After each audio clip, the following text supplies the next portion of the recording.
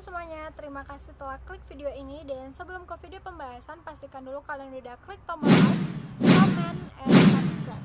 Apabila udah, langsung aja kita ke video pembahasannya.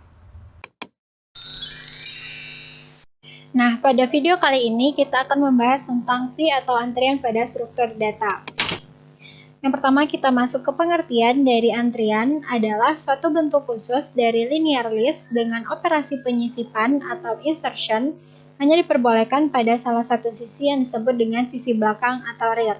Dan operasi penghapusan atau deletion hanya diperbolehkan pada sisi lainnya yang disebut dengan sisi depan atau front. Fenomena yang muncul adalah elemen yang lebih dulu disisipkan akan juga lebih dulu diambil.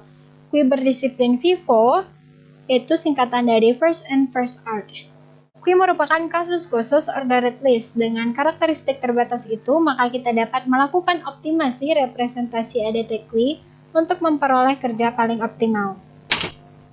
Nah, di sini kita misalkan queue key yang terdiri dari A1, A2, A3 sampai dengan AN. Maka elemen A1 di sini adalah elemen paling depan, dan elemen AI mendeskripsikan A1, A2, A3, dan seterusnya.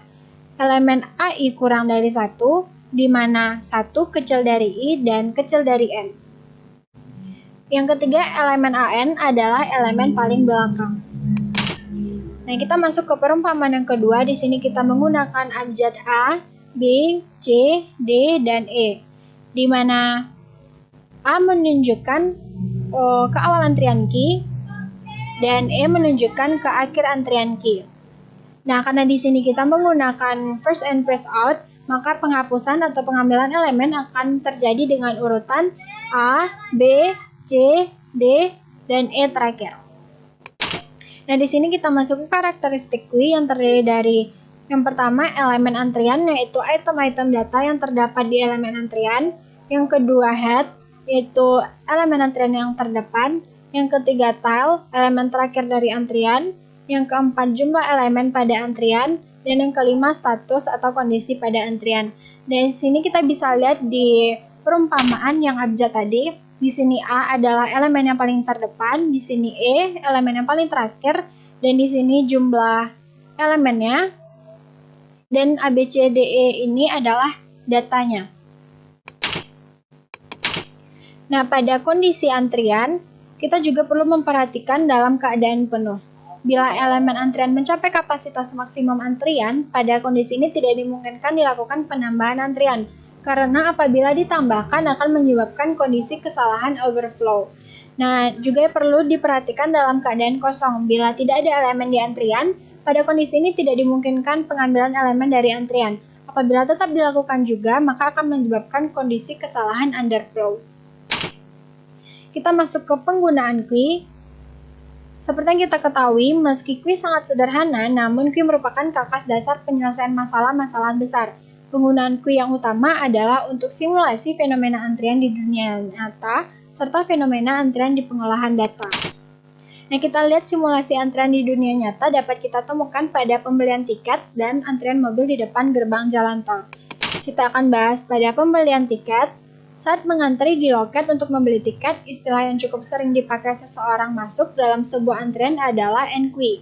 Dalam sebuah antrian, yang datang terlebih dahulu juga akan pertama dilayani.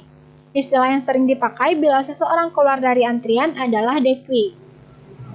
Nah, seperti yang kita lihat pada gambar, seseorang yang membeli tiket melalui tempat pembayaran tiket yang disediakan disebut dengan enqueue.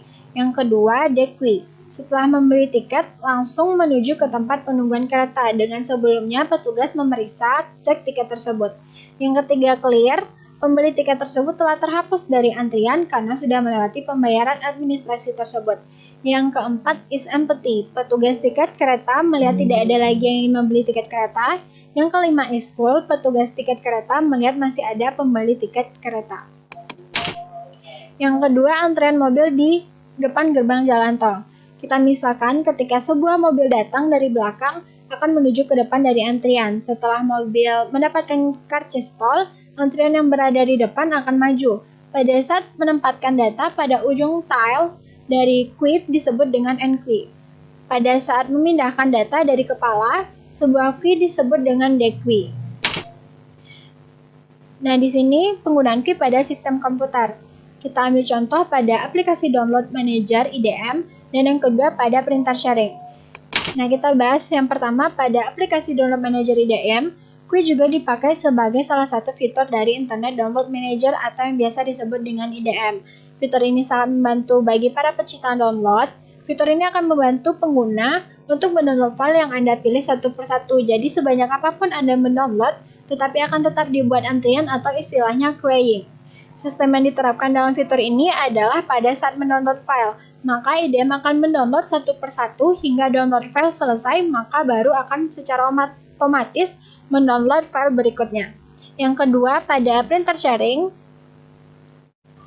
Di sini printer yang dapat dipakai oleh banyak orang yaitu dengan cara printer sharing. Aplikasi ini menggunakan cara kerja Q atau juga disebut dengan antrian untuk mencetak suatu dokumen yang hanya menggunakan satu printer saja yang dapat diakses oleh orang banyak.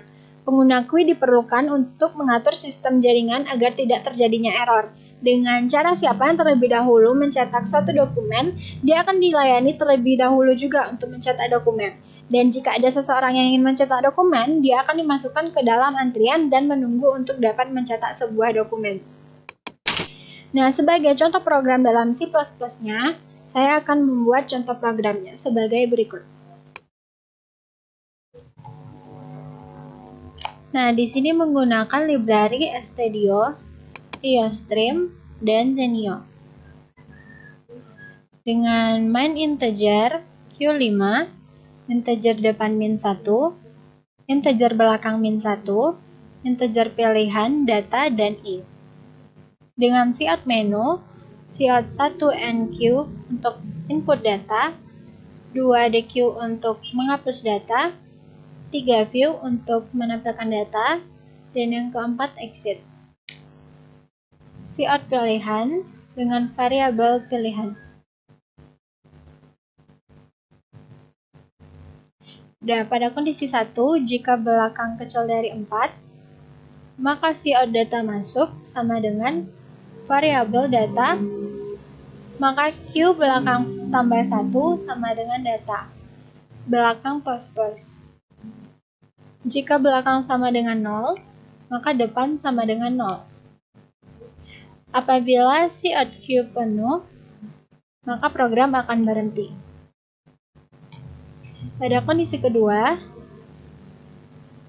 jika depan kecil sama dari belakang, maka cout data keluar akan menampilkan Q depan plus.